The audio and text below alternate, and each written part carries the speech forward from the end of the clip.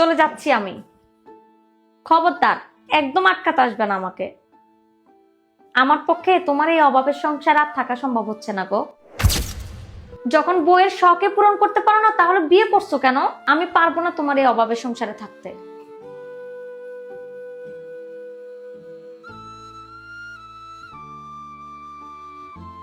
Hello মা।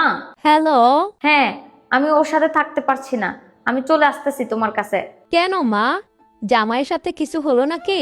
আরে মা, ওর অভাবে শেষ হচ্ছে না। বিয়ের পর থেকে এই পর্যন্ত অভাব লেগেই আছে। আমি এই অভাবের সংসার আর করতে পারবো না, চলে আসতেছি তোমার কাছে। দাঁড়া, তুই এখানে আসার কোনো দরকার নাই।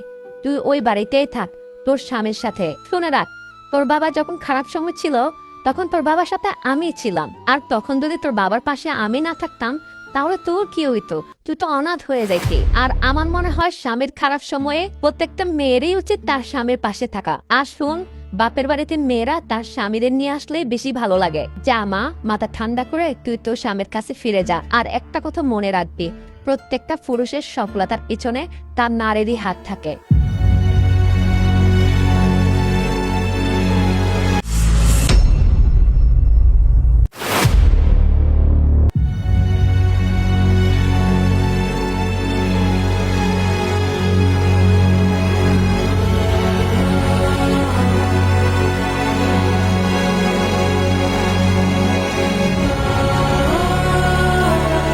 যে নারী শূন্য পকেটে তার স্বামীর পাশে থাকে, সে নারী প্রকৃত স্ত্রী হওয়ার যোগ্যতা রাখে।